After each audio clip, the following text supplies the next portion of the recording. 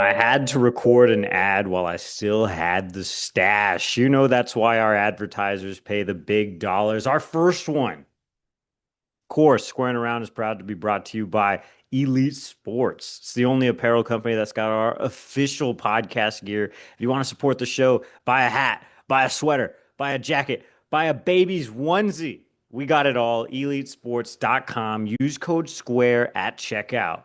Squaring Around is also proud to be brought to you by Homefield Apparel. Homefield is your one-stop shop to get every team in the entire universe of college athletics. Not Texas State yet, but I promise I've been sending these off-season emails. What have you guys been doing to get this partnership off the ground? Hey, I'll take the money where I can get it. Homefield.com. Use code SQUARE at checkout. Buy a friend a gift. Buy something to something. Hey.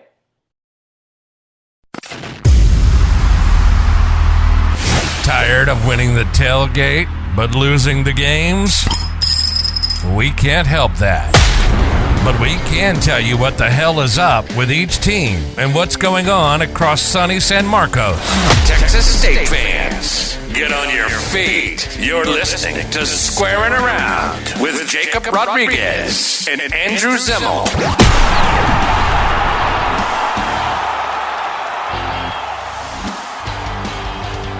Man, send me the link. Send me the link. I want to record. Hey, some people. I said it at 9:20. It's 9:31. This guy just logged on. Hey, look, I had to walk 10 minutes from work to here. That's more than Jacob or Colton walked to come to this pod. That's all I'm going to say. That's all I'm going to say. Somebody walked from halfway across their house. The other one walked from a bar in San Marcos. And here we are. We're doing a pod. Hey, to me, it's the same thing, man. Like, that's Did you? Hey, I got a bone to pick with you too. Did you color coordinate your monster with your shirt, Colton? Look, it just happens, man. Jake is just coming out guns a-blazing. I love it. I love it. Dude, and we have the actual background today. We have the full Zimmel studio from Wisconsin. Did you want to defend yourself because of what Mike Craven bullied you on the internet for last week? What did he say? About the Jordan poster. He was like, how old was Zimmel? I was 25. Were you really? I was 25 when he won that last title in 1997. I'm a 50-year-old man. Put some respect to my name. I don't know why you guys think you young bloods walking around here acting like I'm not the OG. I'm the OG. I'm 50-something years old here, Jakey. Give me a break. Yeah, you would have to be like 56. Yeah, you're right. How old are you going to be when Texas State kicks off in 33 days, baby? 62. No, I'm pumped, dude. We're a month away. We can smell football. And if you're Colton McWilliams, you probably can taste football because you're at the stadium all the time. Yep. So what have you seen, buddy? Have they given you any inside scoop? Is it still like Area 51 over there? It's so Area 51 over there. Like it since spring practice, I mean, it feels like everything's being played close to the chest. Like I don't think anything's probably going to get out about it. So you're just kind of, at this point, you're just kind of reading the tea leaves and just trying to do your best. It's like, oh, maybe they do this. Maybe they do that. I mean, you saw it, there was quite a stir at, the Texas High School Coaches Association, about the quarterback, like who's going to be the starting quarterback. And, I think everyone's kind of pinned it down to, well, it's either going to be Brad Jackson, who I think I'll give him like a 80% chance that's probably going to be your starter at week 1. Maybe it's Kendrick Luster because like it is kind of like that TJ Finley situation. You bring him late at camp and he just kind of outshines everyone. So at this point, you just kind of wait and see. But like if I had to put money on it, I'm probably leaning towards Brad Jackson just because like he just knows the offense better. I think that's what everybody's saying. Yeah. Jacob's been on this corner for like a minute and Jacob doesn't even do anything. He's been like, it's Brad Jackson all in. And that's when we watched like a couple throws from the spring game. So, if we're doing the end around, hey, I threw something against the wall and it's stuck type of journalism, then Jacob Rodriguez, TM, is the Brad Jackson corner. I'm giving you credit here, Jakey. I just think it's he's the only one that has any sort of experience into this offense. It makes sense. GJ, I think, even said during media days or at coaching school, like, we might run two quarterbacks. Who knows? I'm Oh God, give me serious. a break. I might recruit another quarterback tomorrow. Who knows? Starting off with Brad, he's someone that we recruited out of high school and someone that's been here the longest. I'll talk about him first, but just an unbelievable kid. Spoke at the FCA banquet, 4.0 student, probably the fastest quarterback we have, probably one of the strongest quarterbacks we have, has the most experience in the offense, throws the ball really well, runs the ball really well, got some in-game experience a year ago versus Monroe when McLeod was down, and obviously it was raining and not the ideal football conditions for a quarterback, but I thought he came in there for his first time really playing and did a pretty good job. And then a guy like Holden Gerner that transferred over from Auburn, he's 6'3", 225 pounds, can throw it as good as anyone we've ever had. He's an elite processor. He's in the office and in the film room more than some of the coaches, and just an unbelievable kid. And just really excited with the growth that he's made since the moment he's got here. Obviously he's a little bit of an older guy, but lacked the in-game experience and really lacked the practice reps to reach his full potential. So I think he's someone that's gotten better every day. Keldrick Luster, a guy that we brought over from SMU, 5'10", 245 pounds. Had an unbelievable high school career. Was stuck behind one of the premier quarterbacks in all of college football at SMU, and Rhett Lashley called me and said, "Hey, you need to sign this guy. He's really good." And so someone that we recruited out of high school when I was in Incarnate Word and knew about. So he's been everything we thought he was since the moment he's got here. His biggest thing is he's just got to continue to learn the playbook, and Coach Campbell, our new offensive coordinator, and Coach Dane Evans that works with the quarterbacks have done an unbelievable job with him since he's been here. Nate Yarnell, a guy that transferred over from Pitt, a local guy, 6'7", 200 plus pounds, has the in-game experience, started games for Pittsburgh. I believe he was at media day for them a year ago. So somebody that was a leader over there and has the in-game experience, in-state guy. He looked really good in the spring, bouncing back from an injury, but someone that is kind of who we thought he is, and has had a great offseason. So we're always going to continue to push the envelope and recruiting quarterbacks and make sure we're good at that position. And all those guys have handled the quarterback competition really well, and I look forward to another big year for the Texas State quarterback room.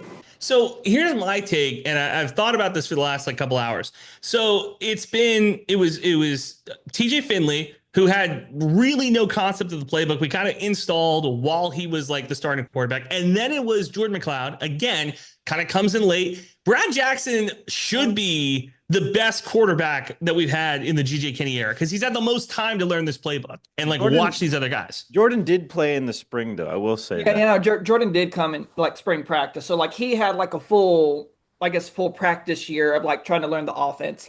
TJ was probably the one quarterback that, he entered in he came in during the summer, and then he practiced during the fall and all of that. So you're zagging here. You're saying TJ Finley maybe a little bit better than Jordan. Give these guys as little bit of time as possible. No, I think Jordan was the better quarterback out of him and TJ Finley. I thought, because Jordan had that extra element of mobility that I think that's needed in that Kenny offense. Oh, so now TJ Finley's not a mobile quarterback. Very interesting. Okay. Once even said that TJ Finley was a mobile quarterback. Are you joking? I didn't say that. Am I in the Twilight Zone? That's Nobody what I dealt said with that. For a calendar year, I dealt with TJ Finley being a quote mobile quarterback. I didn't say that. I didn't say that. No. Jacob Rodriguez sat on I never said that. He sat on this podcast and said he's 6'7". He falls down. It's a first down. That's mobile quarterback. That is true. I'm so sick of this. I'm so sick of this. The revisionist history here. So I never said that, though. All right, Brad Jackson, does he beat you in a foot race, Colton? Is he a mobile quarterback? don't put me in like a race situation because then my ego takes over. Like, of course, then I'm just gonna be like, oh yeah, I can beat anybody in a foot race and all The that. answer is yes, Zibble, for sure. Brad Jackson beats Colton in a foot race. Well, I But just want to know. It's ironic because Colton's like pushing 30 and he still has this male ego toxicity who's like, I could beat a prime athlete. I could beat a Division 1 athlete in a foot race. 1,000,000%, there's nobody here that does podcasts that cannot be beat by in a foot race by these D1 athletes. I like that. I think I could beat TJ Finley, but that's a different story. So Brad's the guy. Yeah, I think to so. me, Brad's the guy. Like everything from the people I've talked to, like I've heard nothing but positive things about Brad, and that's kind of everyone leaning towards is like not only because like he knows all the offense, but like even though he enters this season as like a redshirt freshman, like that's like he's kind of emerged as like one of the leaders like on that team who kind of gets, especially on offense, just getting the guys rallying around him, and I think if that's the person that's leading the people, like you need that person like in your offense, someone to kind of get the troops kind of gathered and try to get this offense going. And then also with this offense, I don't think you need to ask a lot of like Brad, like what you need to do. I think you just need him to like, hey, just get us first downs, get us, put us in scoring positions, and then just let the rest take care of itself. I don't think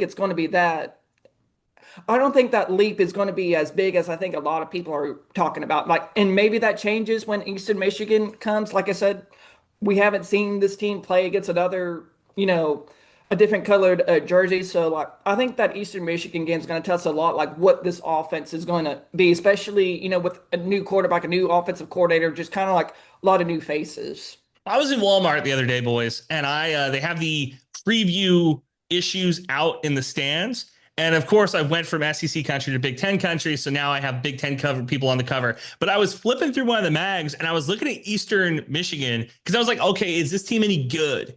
And I'm going to be honest with you, Colton, you're a college football guy. Jacob, you play college football 26. Like, so we have a little bit of understanding. I don't think Eastern Michigan's any good. And I think this is a pretty solid week 1 matchup for the Bobcats. I feel very confident, at least in late July, that you can win that type of game and feel comfortable coming out of it, I think. Yeah, to me, the Eastern Michigan's a very winnable game. They're dealing a lot with the transfer portal. I will say they do play like they're kind of their style of play in offense and defense. It's grounded out. Like it's not Yeah. like you're not going to see a lot of air raid.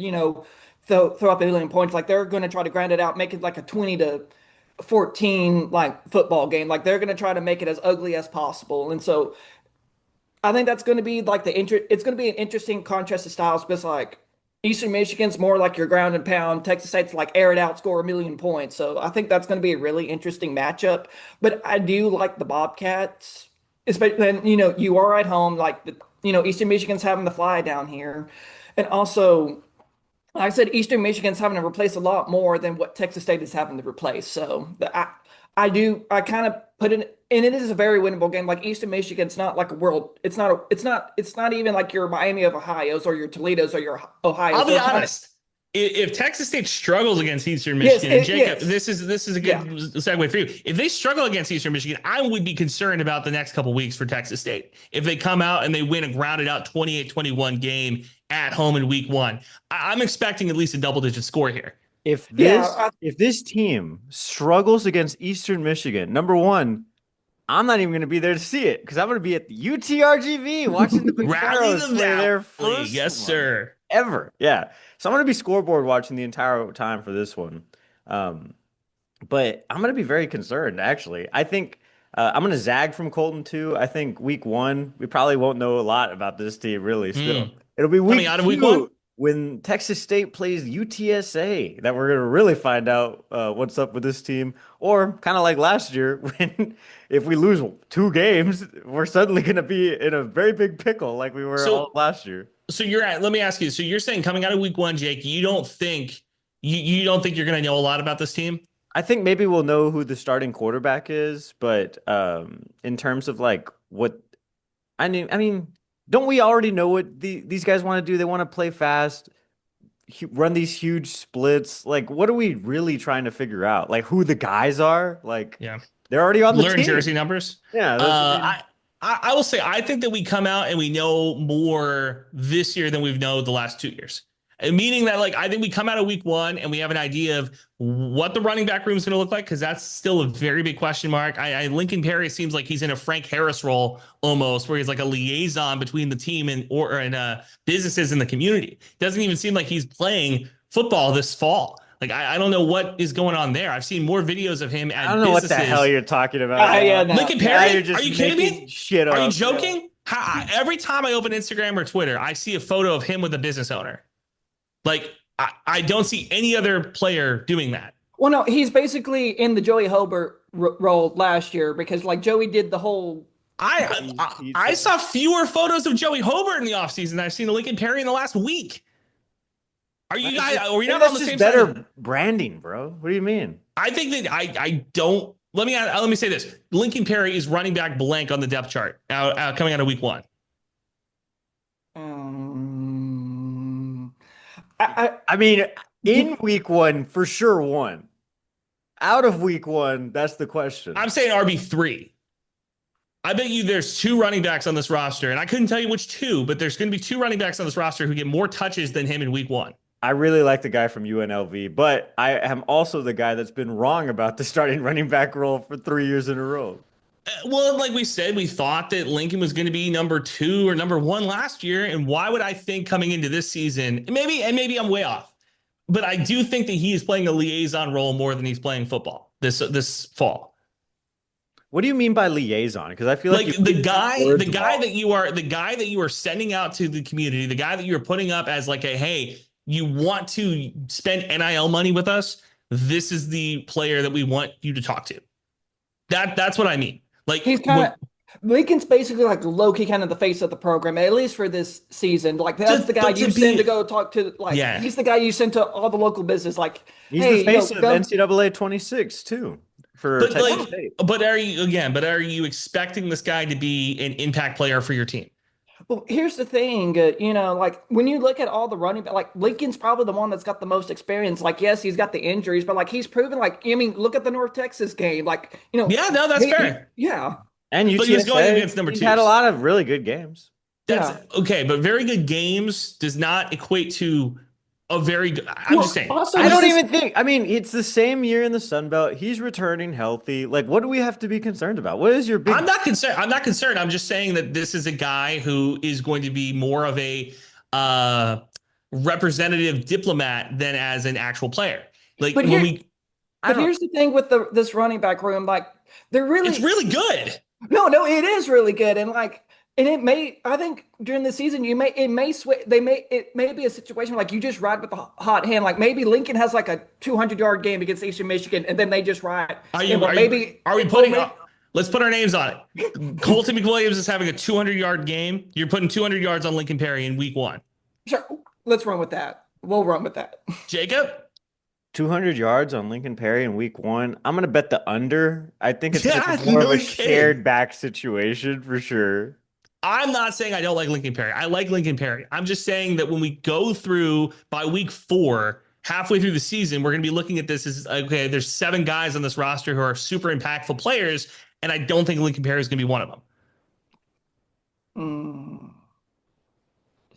I don't know. Wait, what's the beef with you and Lincoln Perry now? There's no beef. There's no beef. In fact, there is beef. Stop pretending there's not beef. There's no beef. I just think that the running back room is really good. Listen, everybody, there's no beef, but I think this guy sucks. Like that. I didn't say Not only that, I think this guy sucks, and he doesn't deserve the NIL money that he's getting. That's what you're saying. No, I'm really not. I'm saying like he is going to be a very good person to put on the community. He's going to be a very good person to go get drum up that business dollars. You don't even think he goes out good. He's probably going to have a job after he gets done with Texas State as a guy who's in the community doing stuff for Texas State. And for that, we salute you. I'm just saying that running back room is really, really good. And I'm saying that if it's going to be a shared backfield, I think he's going to get the 3rd spot. That's it.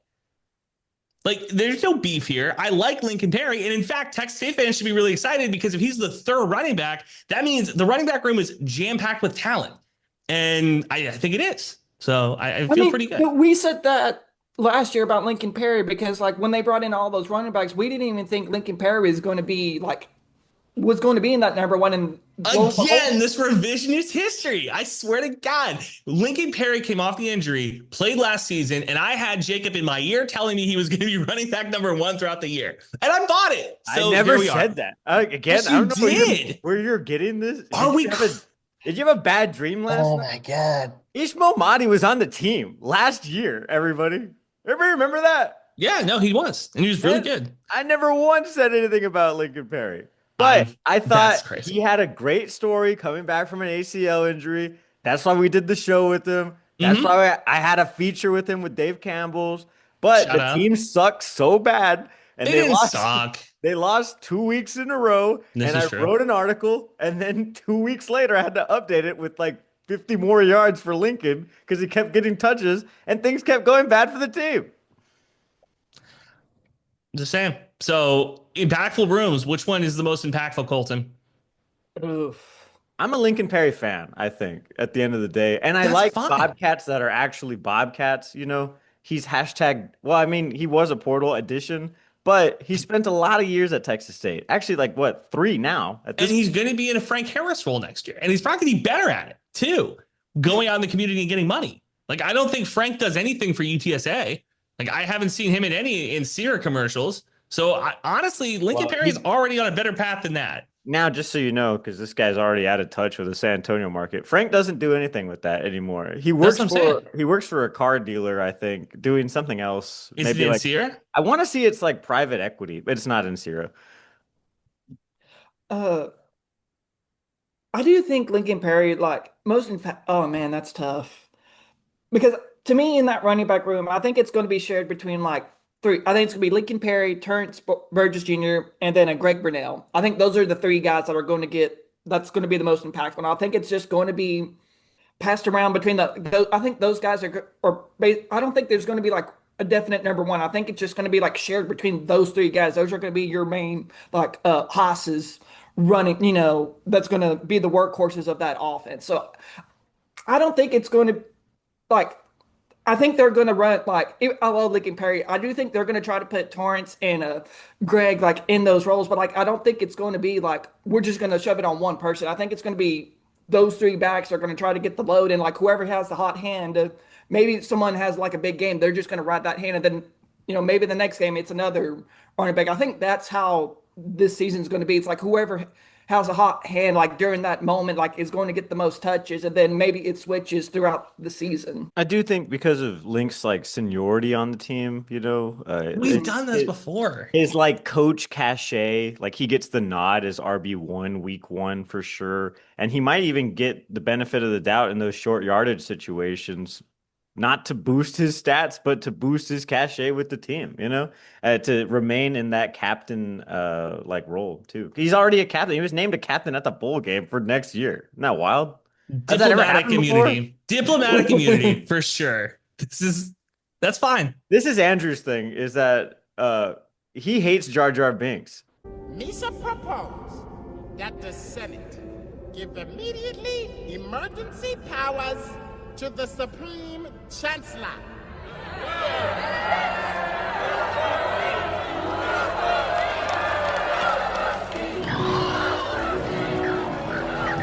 Order!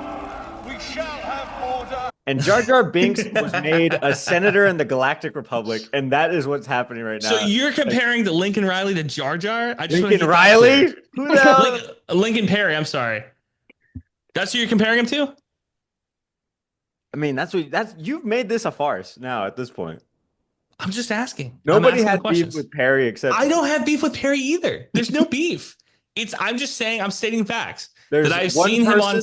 One person on this call is going to actually see week 1 in person, Colton. One person in this call has beef with Lincoln Perry. You. That's fine. That's fine. I don't think it's beef. There's no beef. I like Link. I'm just saying that I've seen more of him online in a ambassador salesperson role than I have. Well, don't you deserve that though? After you've put in however many years at Texas State, regardless of your position on the That's fine. Here's the thing. I'm stating facts. Fact. He's on my social media a ton selling things. Fact. That's it. And I think he's the third best running back in this room, and I think it's going to show. And that's fine because he's really good. He's a really good RB3. And we'll see. And like Colton said, hot hand, we'll see. He might have a hot hand and have a 200-yard game against Eastern Michigan like Colton's predicted. Who knows? So Lincoln Perry, 200 yards, week 1. Does that happen or not? Me? Yeah. Not a shot. Not a shot. I don't think anybody hits 200. No. I don't think this season anybody will get enough touches for 200. I don't think this season a running back has a 150-plus yard game. I think there's too many of them. No. Somebody will have 150. I bet you we have one 1,000-yard rusher and then 2 750s. That would be my guess. So which is good. That's great. That offensive numbers would be incredible. Let me ask you guys this question. Last week, the big story was, besides the Owen McCown stuff, and we'll get to that. Which I want to get to. Yeah, we'll get to that. But last week was Sunbelt Conference Media Days. The Bobcats didn't have a single person picked for any preseason awards. How many postseason awards do we get out of this season? Colton, I'm setting the over/under at 4.5. Yeah. Because I would do over. Taking over? Okay. Oh, Jacob, 4.5. Are we talking first team, second team, combined? Just or? combined. Overall, like honorable mention yeah, also. No, definitely more than 4. Okay. Let's set it at 7.5 then. Because we usually get like 3 guys on the honorable mention list. So would you take more than 7.5, Colton? It's probably even. I would take it'd probably be around that 7. Okay. 7. All right. That's fair. So what if Lincoln Perry wins Sunbelt Player of the Year? Conference Player of the Year. Yeah. Then I'll eat crow because that would be crazy. I don't think that's going to happen. I think the odds of Brad Jackson starting every game, including a playoff game, are higher than Lincoln Perry getting Conference Player of the Year. Like, that's crazy. No, I mean, but like, again, do you think that it's sour grapes? Because that's kind of what you're insinuating, Jake. What? The reason that Texas State only had nobody was because it's our last year in the conference. Well, yeah, and that's kind of what I alluded to last week. I didn't even allude to it. I said, put the tinfoil hats on. This is happening. The puppet master is at work here. Okay. I think it's sour grapes as well. I think the Sun Belt Conference writers don't like Texas State point blank, period. I don't think they've ever really liked Texas State point blank, period. I think Brian London was the last guy that I remember got like universal respect. And then Ashton Hawkins got a little bit of the respect. But for the most part, Texas State has been the remote team in the West. And nobody really messes with us. And for the longest time, they had no reason to. We were a 2-win team every year. Why should I put any of your guys on the preseason rankings? So now that we finally have a little bit of success and we're leaving, they don't like us. But thank God La Tech exists because everybody hates those guys. So it's kind of like we can't even be the number one villain in the conference because they have this other team coming in next year that everybody dislikes. Colton? Yeah, I kind of feel the same way. Just like I said, it's always felt like Texas State's kind of always been like the redheaded stepchild of the conference. I mean, because you live on this western outpost. I mean, even when we joined the Sun Belt, we didn't really have any. Even though our neighbors are Arkansas State, ULM, and Louisiana, we really didn't have a whole lot of history. I think ULM was probably the team we've played the most, like in football, like in all the conferences. Yeah. So. Remember when we came in and we had New Mexico State? We had the Aggies on the far, far west. That lasted a year, and I think one bus accident later, they were out. That was crazy. But yeah, Texas State's kind of been in this weird position where, like, in theory, like all your rivals are in the Conference USA/American, in North Texas and UTSA and all the Texas teams, and just so. And like I said, for Texas State to develop those rivalries, like they needed to be competitive. And just in football, when we talk about that period, like we just weren't competitive. Like there was no really bad blood. And then the past 2 years, that's when you're like, oh yeah, now we're kind of developing those rivalries. It's like now we're actually competing, but then like we're now dipping out. So it just kind of. Jacob, what was your team that you hated the most in men's basketball, Jacob? Yeah, UTA. I hated those guys. Yeah, and they got out of the conference too. So it's not like, It's not like we had like a ton of natural Yeah. rivalries anyway. I think App State was like the one that I hated the most when they came into town.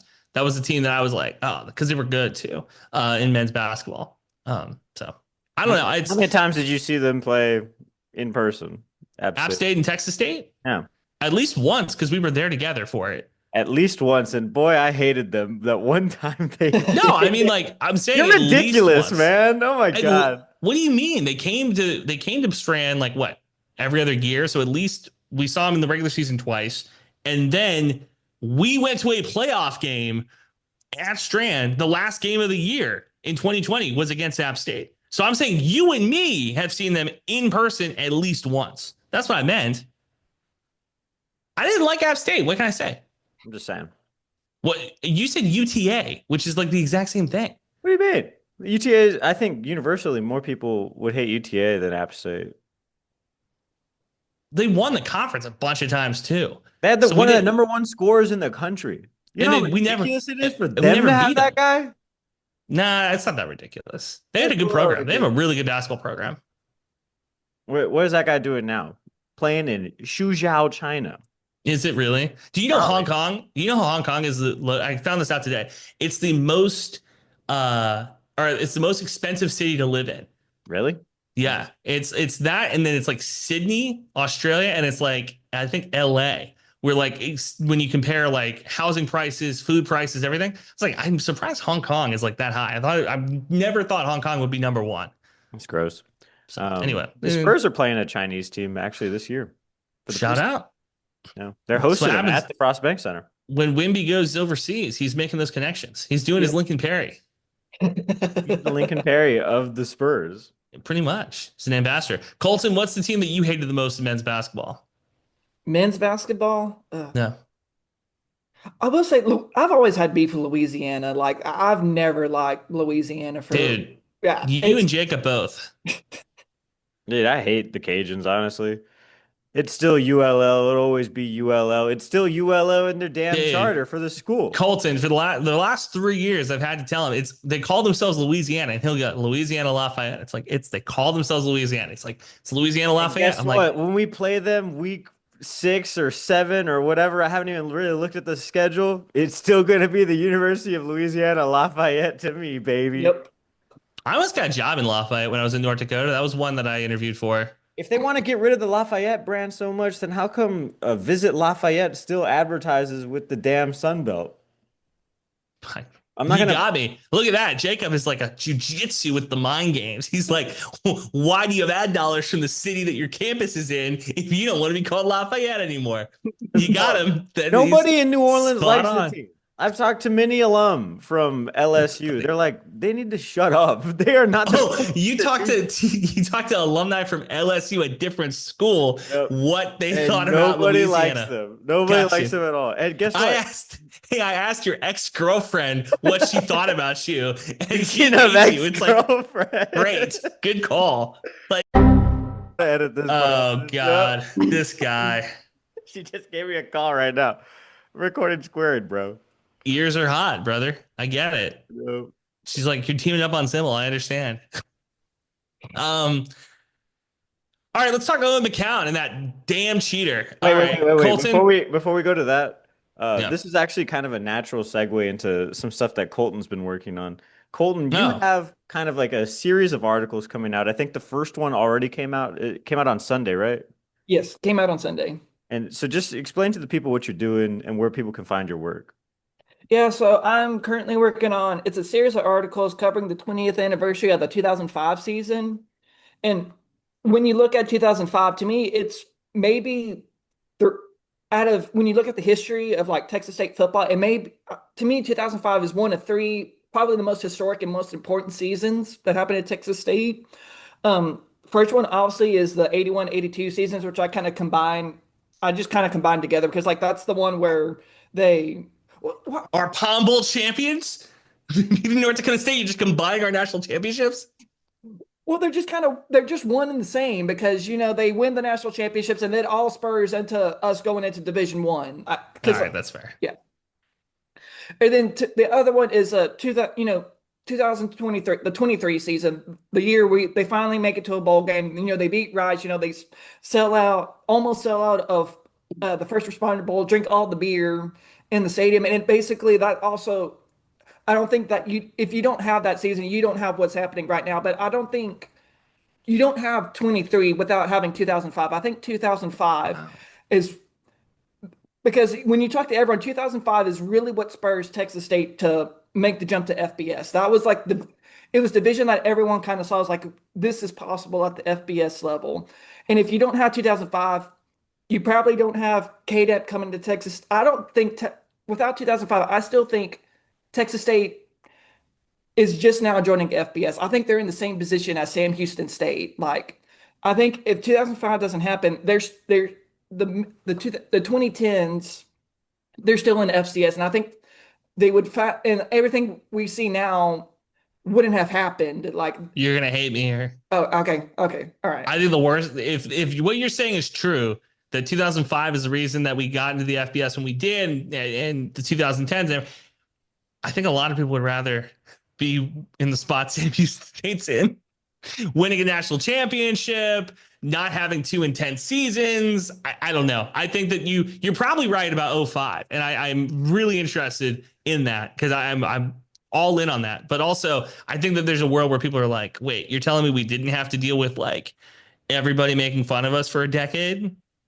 There are things that happened in 2005. Shout out George Bush. Hurricane Katrina, George Bush and Kanye West, the advent of YouTube, Tom Cruise's Oprah couch jump. Damn. So all bad things.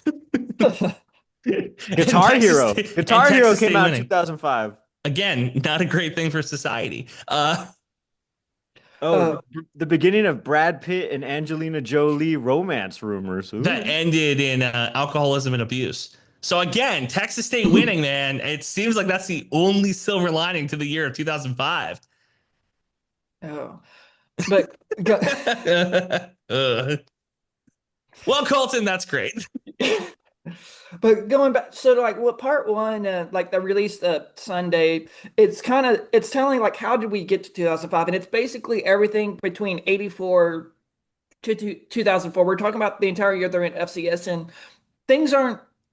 It's about like a 20-year like gap, but like we're talking about like a team that's just struggling to find almost like how we were in FBS during the 2010s. It's just a team that's struggling to find their footing in this new world of FC in Division I athletics, especially in football. I mean, we were talking about only 4 winning seasons, and 3 of them were the best mark was 7-4 without no conference title. Like, we're not even talking about like a second place, like finish in the conference standings. Like I think the highest they got was like 3rd. So it's just a team that's just like struggling. And like the story really starts in 2003 with Manny Mansakis. And you may look at like waves like, well, what happens in 2003? Well, in 2003, Mansakis starts bringing in a lot of transfers in from like a lot of Division I programs, and one of those transfers turns out to be a quarterback from Houston named Barry Neely, considered to be probably the greatest quarterback in Texas State history. Who has denied coming on this show as the running back coach? And Brad Jackson has a couple of things to say about that, but that's neither here nor there. And and it's funny, like because obviously Mansakis stays there for 1 year. There's a lot of NCAA violations that Texas State reports, and basically it not only gets him, Mansakis fired, it gets the athletic director fired too. So but it's interesting when you look at the players, like everyone kind of saw what Mansakis was like trying to build, like, with this, high offensive attack, scoring a lot of points. It's just there was no structure. Like it was like there was a concept of an idea, just like there was nothing there to kind of rub it all in together. And that's when David Bailiff comes in. He was a DC for Texas State during the '90s. He kind of comes in and out, and then he's the defensive coordinator at TCU under Gary Patterson, and they have like some really good seasons there. And he comes in and he's someone that just not only kind of brings the football team together, he also unites San Marcos around this team. And that's when and in 2004, in his first year, you're seeing hints of like what this team could be. It sets the ground up for 2005. And then when you get into the 2005 season, I mean, there's the famous, A&M game, and I know we don't like moral victories over here, but like it's the game where like they're competing with like a Big 12 team that's being led by Reggie McNeil, who at one time was like at one point was on the same level as like Vince Young before they What? Come on. All right. That's it. At one Thanks, time. Colton. It was a good time. Good time talking to Colton McWilliams here. This propaganda I cannot let fly. That's crazy. He was at one point on the same I was level as waiting Vince for Young. the straw to break Zimmel's back on that one, and it finally happened. But they both played the position of quarterback, so it's like they're the same guy. I mean, go look at the 2005 Dave Campbell. Like, it is literally Vince Young and Reggie McNeil. Oh, Dave Campbell's, the Texas high school football magazine that we are sponsored by, that it presents us. Shout out. This is episode 60 of the Republic of Football Podcast Network. Okay, got you. That publication said it's 1A, 1B. Got it. Okay, cool. The Texas one said that 1A, 1B. Got it. Cool. And like I said, that 2005 season, they end up, they win the Southland Conference Championship, beating Sam Houston in an overtime game. Fans are storming the field, and then we get into the FCS playoffs, and obviously there's the Georgia Southern game, one of the most legendary games, that's true. From history. I mean, it's at the time, Georgia Southern, that's the right. dynasty. Look at that. Yeah. He had the two biggest programs in the state they put on the cover, and Colton equates that to being like they're on the same level. That's shout out. Shane Buechele was on that cover too, by the way. Quarterback duo makes Texas the 2-star state. How did A&M do that instead season, of Lone Colton? Star? That's bad Missed the headline bowl writing, game. but we'll get to that later. Missed a bowl game that year. Okay, just reminding people. That's why I said like before the season, like after the season, like it all kind of with the hypium got people excited. That makes sense. By the way, the 2005 game against Georgia Southern, I believe, is on YouTube. So I just want to say they've been reusing this cover for years now in Texas and Texas A&M on the cover.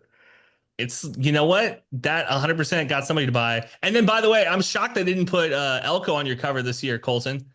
They could have had him and Sarkisian both because, A&M and Texas are right there. They're neck and neck, I think the Aggies will be in better shape than they were last year. That's like saying the people at the end of Biggest Loser are going to be in better shape than they were at the beginning of the show. I'd hope so. Dude, I'll tell you what, my guy Dos Equis, NCAA creative character over here, 5'7" quarterback out of McAllen, Texas, got a national title for the Aggies. Can I just tell you the name Dos Equis? If you said to me I went to McAllen Memorial and my name is Dos Equis, I'd be like, get out of here. This is an ICE agent. This isn't a real person.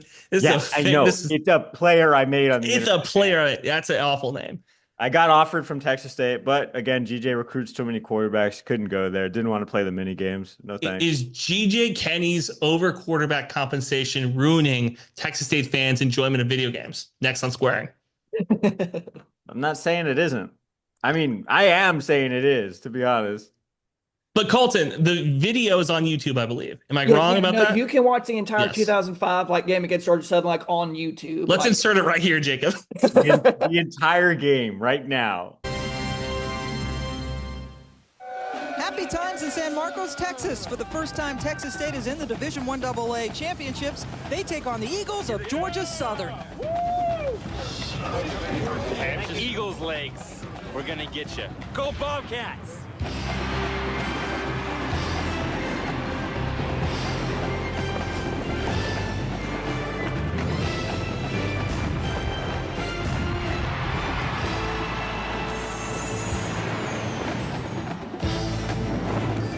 16 teams get in the Division I AA championships. One will emerge as a champion just 2 weeks from now. Georgia Southern, a 6-time champion in this division, taking on Texas State, making their first ever visit to these championships. They do have a couple of Division II titles under their belts. And we welcome you to San Marcos, Texas. We're just south of Austin. Pam Ward, joined by David Norrie. Quint Kesnick will join us shortly.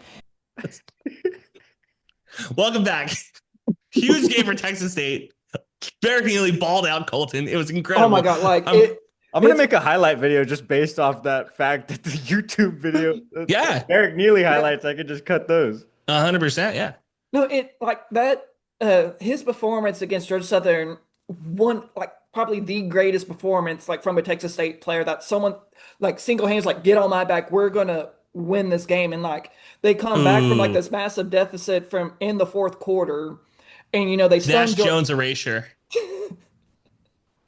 They stun Georgia Southern, and then they get to the FCS quarterfinals, beat Cal Poly 14-7, and then obviously we know what happens in the Northern Iowa game. There's a lot of people talk about the knee because like Bailiff, instead of like going for the game-winning drive, they opt to kneel it. Game goes into overtime.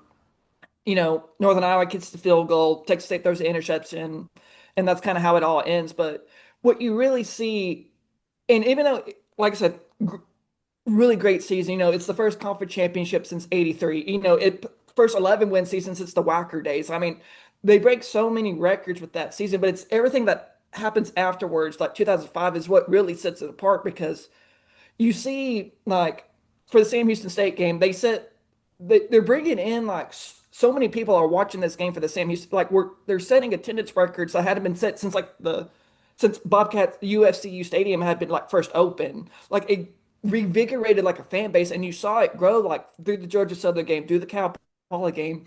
They said like, and I was talking to Don about this. Like there were so many tickets being sold for that Northern Iowa game. Like it was standing room only, and that has only happened in Bobcat football only 3 times. Wow. It was like one of the most amazing. The way he It's described it, so like cool that they built this entire thing up and then burned it to the ground and then pissed on the ashes. Like it's so that's incredible that they were able to do that. It's very hard to stop a moving boulder. It's not that hard to stop a football program. but I was You just keep not paying the money though, I guess, like what if one year you insert millions of dollars into something, no S, either we're going to have some sort of transfer violation, or we're going to be very successful at football. So let me ask you, Colton, off of what Jacob just said, do you think that the lack of money was the reason that or like the lack of like funding was the reason that they were able to destroy a once proud program? it's a little, I think. Reminder, only one of us is going to be at week one's game. I think it just contributed to a lot of factors. I think when you talked about everyone that what happened in the FBS era, it's everyone thinking like, oh, we don't need to invest this much money into this program. Like it's going to take care of all of itself. Like it's the what am I trying to say? It's the believing like winning's going to take care of everything. But if you don't have the necessary funds to fund, a winning program, then what are we doing? And I think that's kind of what happened. That's what you see happen in the FBS levels, like the former administration not realizing like if you want to create a successful FBS football program, you need to be pumping a lot of money so you can stay competitive. Where like you're not going to be in the cellar, like you're going to be competing to those bowl games, which opens up more revenue. It gets people excited. And I think a lot of the powers that be just did not realize that, and that's when you see, when Don takes over, when Caden takes over, bringing fresh life into this, they realize like, no, if we need to create a successful football program, it needs the proper investment if we want to stay competitive, like at this level.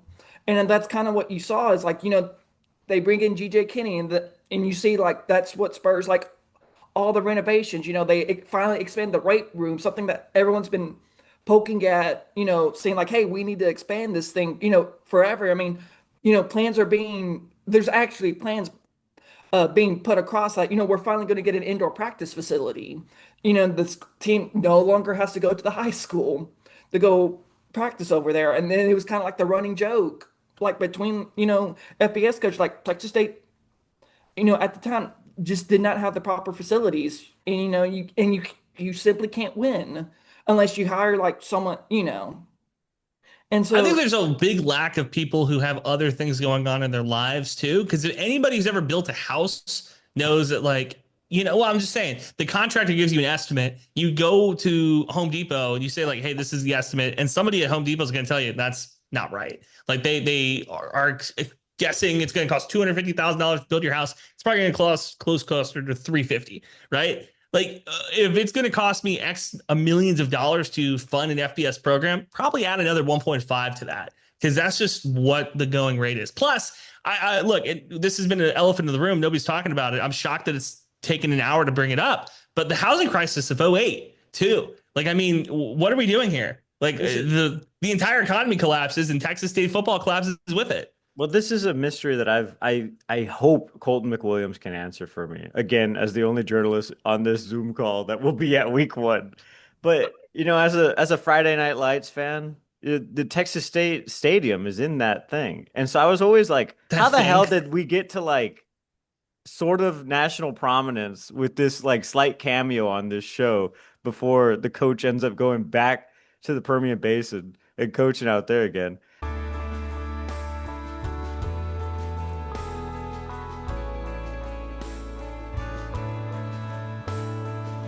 First of all, Eric, we're very excited to have you here. I'm glad to be here, I tell you. Guy with the reputation that you've got, with the accomplishments that you've had at the high school level, the way you developed those young kids, we think that you would be an unbelievable addition to our staff here. Well, I appreciate that. I know a couple of weeks ago we talked, and the offer's been out on the table for a week, Eric. Well, I know, I understand that. Are you having second thoughts? Well, no, I'm not having second thoughts. It's just a matter of, well, you guys understand, you don't want the news to get out. Got a championship game coming up. Well, I'm gonna be really honest with you, Eric. I've got another guy. He's been offered 3 jobs at 3 different universities. But how did, you know what I'm saying? Like, at that time, like all the filming got Friday night.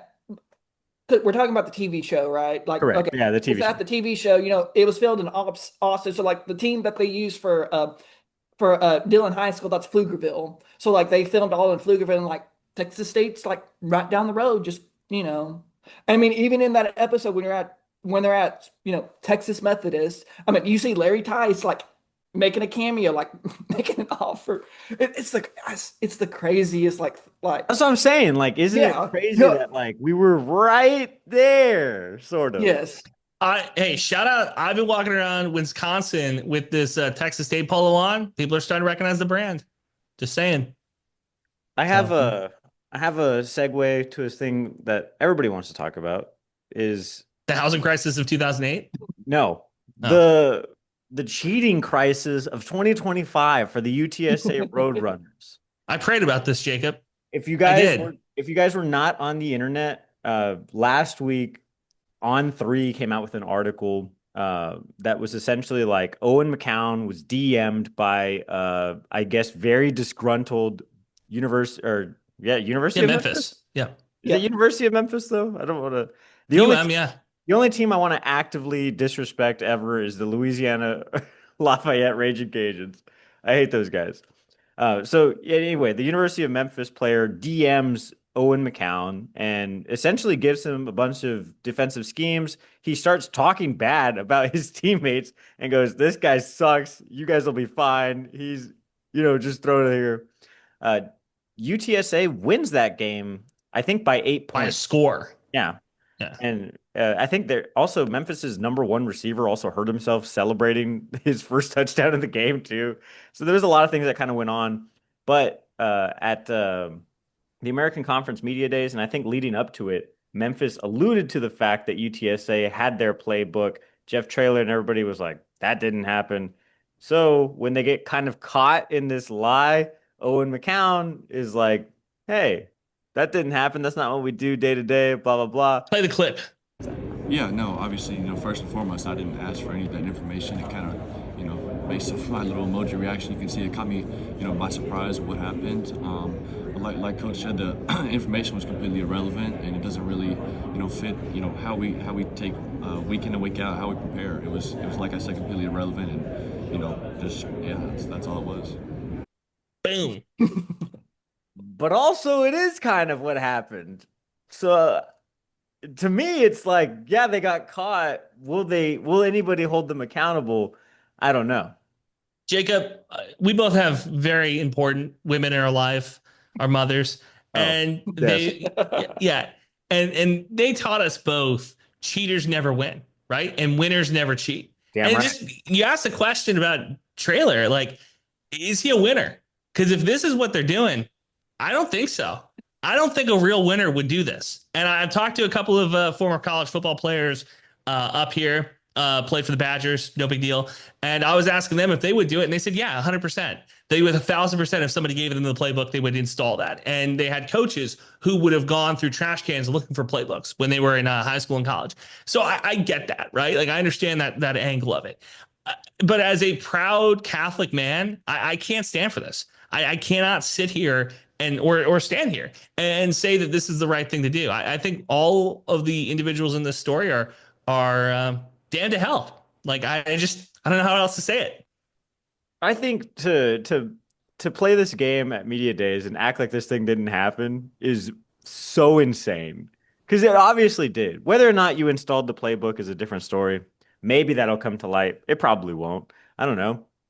I've asked UTSA for records related to the coaches talking about Owen and talking about this defensive player and schemes. And I've asked about Lisa Campos's emails associated with this as well. Who knows if I'll get any of that? I think if you are doing anything bad in the Central Texas area, know that there's one man, doesn't wear a cowl, doesn't wear a superhero mask or a cape. He does journalism. That's Jacob Rodriguez. Capital J journalism. He's going to get your bag. He's going to get your contracts. He's going to find everything out about you. Don't, villains of college football, you think you can hide like roaches in the cupboards? Nah, Jacob has a spotlight on you. If you are getting paid by the state of Texas, I can find out some things about you occasionally when the state of Texas does not appeal for a ruling for the Attorney General of Texas. Yeah. Yeah, Ken Paxton. Worry about your marriage. Don't worry about Jacob trying to get those documents. He doesn't have to worry about that anymore. Homegirl's piecing out on him. That's tough. Colton, if you were the Attorney General of Texas, would you cheat on your wife? No. There you go. Already a better man than Ken Paxton. Dude, you know what's crazy about that? Not to get into this like hyper political sphere. I know only one person who listens to our show. Shout out Morgan Davidson, who will like this. But Ken Paxton cheated on his wife with a woman who was dating a San Antonio City Councilman, Clayton Perry, who had a DUI last year and tried to hit on a Bill Miller's waitress before eventually crashing near his home. Crazy. And Jeff Traylor took a playbook from Memphis, installed it, and only beat a team by one score. That's not what winners do. Like, what the hell are we doing over there? The entire 2-1-0. Jacob, get the spotlight out. We got to find something out here. What's going on? I'm like Batman. Commissioner Gordon hits me with the bat signal every night, and I just pretty much FOIA every week. Is that what we're calling it? The bat signal? Bat signal. So that's what Gordon's hitting you with? Yep. Okay. Colton, what are your thoughts on Owen McCown? It seems like they're in like hell over there at UTSA. I damned them. I damned them there, Jacob. Jacob, they're damned. They're damned to hell. I do think it's funny, like the one reporter that was saying, like, we will never know if this was like they actually used that, if they actually used the playbook, and then in the message being like, bet. You know, like it's pretty obvious, like Jacob, what was the pun? Jacob dropped the pun on him. What did I say? Javier. Oh, I'm not going to say that. I don't want to talk mess about anybody on here. Josh McCown almost got Sam Darnold an MVP, and his kid is kind of cheating. So it kind of hurts me. I have a connection to Owen McCown. Also, on top of everything else, I don't think Owen McCown was that much better at the end of the year than he was at the beginning. And people at UTSA are convinced that he was a way better than he was. And that's the other part that's kind of frustrating to me, because like he's risen to the surface of this conversation. And I don't really think he should even be in this conversation, because I don't think UTSA did a good job recruiting quarterbacks. I don't think they have ever done, though. No, Frank Harris is pretty good. No, but that wasn't like what they need to do now. You know, like Frank Harris is almost like a different foregone era of college football now. If you tried to get Frank Harris as like a sophomore or a junior right now in the year of our Lord 2025 while stealing Memphis's he's playbook, out of here. He probably would not go to UTSA. Interesting. You're both on that corner? I mean, all he has to do is like have one really good season, and then it takes, you know, a Big 12 SEC program like, hey, And his knees being healthy. I think that was like So I was gonna. That's where I was going with that. because the reason he stayed at UTSA was because he was so loyal to Jeff Traylor, who honored his scholarship as Also, he his was orthopedic navigating. surgeons. That's true. Yeah. Who was honoring his scholarship as he was navigating through these health crises. What, 3 red shirts for injury? Something like that. Yeah. Golly. Yeah, no. So all right. That's why he stayed. Like, what are we doing, folks? Yeah, Like, but if all things remain equal and he stayed healthy. It's like such a big thing. That's like such a big caveat. You're the same guy that was making fun of Lincoln Perry for getting a bag. I'm never gonna make fun of Lincoln. That's just crazy. That's just crazy. It's like the guy who had like 3 medical red shirts. If he could just stay healthy, he would have left. It's like, yeah, okay. If I had the ability to fly, I'd be Superman. But like, some of these things are like out of the realm of possibility here. Like, what are we doing? I'm sorry. That's what Owen McCown is much worse than Frank Harris. We can all agree on that. I think he's gonna have an okay year. Is he gonna be American Conference Player of the Year? Probably not. All right, let's do this. Of the group of 5 quarterbacks in the state of Texas, so we're taking Arch Manning out. Of the group of 5 quarterbacks in the state of Texas, Owen McCown finishes blank. Top 5, top 3. Number 1, like when we rank them all at the end of the year, where will he rank? I think he might be 6. What? 6? Yeah. UTEP, Sam Houston State, UTSA, Texas State, UNT. That's 5 right there. Who's that 16? What are Rice? So you think Rice is gonna have a better quarterback than Owen? Okay. All right, that's fine. You might be right. Colton, I'm just throwing stuff at a wall, man. Who cares? It's like 30 days till kickoff, and we don't even know anything about our own team. Yeah. Hey, by the way, Colton, did you hear that Jacob got rid of his dog? Oh no. Yeah, sent him to a kill shelter. I did not. No. The family in Stone Oak. Shout out my guys, Lisa and John. I don't know their last names. Good. Probably shouldn't shout out somebody's government name on a podcast. What do you mean? We're all using our government names. This isn't a bird. A stranger? Like, I'm going to call out a stranger's full name on a podcast? Even if I said it was like Lisa Lloyd or something, like you wouldn't, like how many of those exist ever? Well, I don't know. If she's on the T app, I have her driver's license number. What? You didn't hear about that? The T app got hacked? The T app? All of the T app. Yeah. You should know about this. You should watch out about that one, Jake, because you might have been on that app. The T app? The T app, yeah. What is that? So it was this dating website, Colton. And that's why you know about it. It's for women. Being freaky on the download. It's for women to make sure that they're safe. Okay.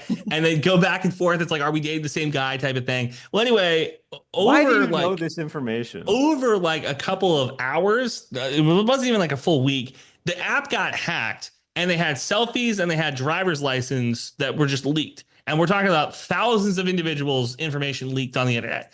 That's the joke. That's the joke. So, and Jacob should watch out because, he's in these streets in San Antonio. They might be texting back and forth. Do you know what Jacob Rodriguez with a K or a C? It's like, I don't know.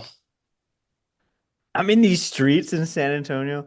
I had ChatGPT crunch the numbers. I've been on 24 dates this year. Oh. Humble brag. Pretty good. Not bad. So when I say you were in the streets, I'm not wrong. I think they're nice. Sounds like a conversation. This isn't like Oh, by the way, another update, Colton. Did you see the Sydney Sweeney jeans ad? Yeah. Does it shock you that Jacob was following a Nazi on Instagram? What the hell are you talking about? Did you see the jeans ad, Jake? No. Why do you know all these things? I'm just saying. Isn't that I know about this ad too? Yeah. I have not seen the Sydney Sweeney jeans ad, but why is she a Nazi because of jeans? Dude, go watch it. Yeah, I'm surprised you haven't already. Sheesh. All right. Insert here. Hang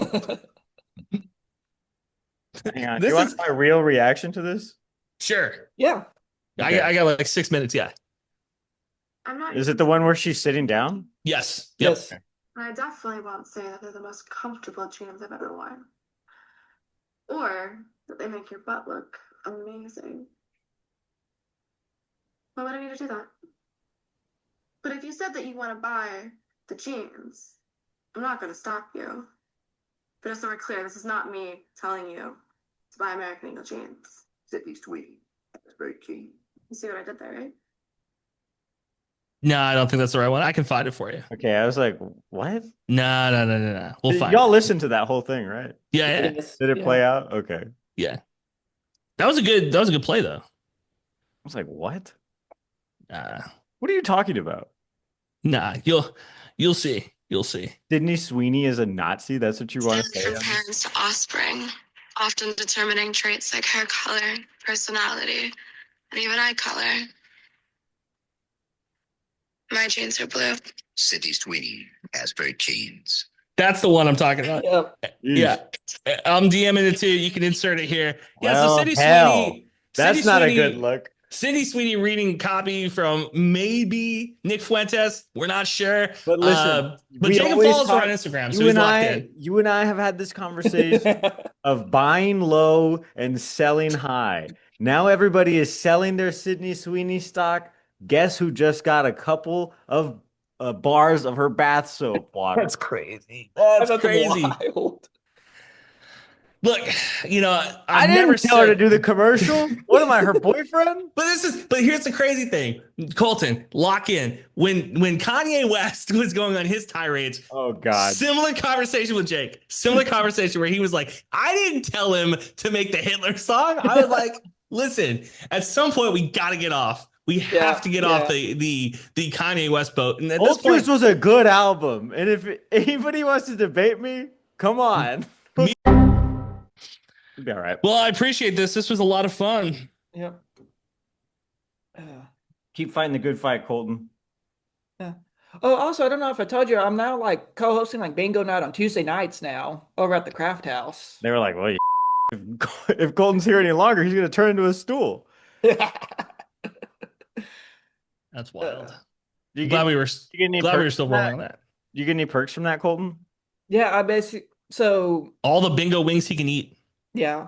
So at Craft House, I basically get put on the bar tab, and then I get paid like $50 for like co-hosting.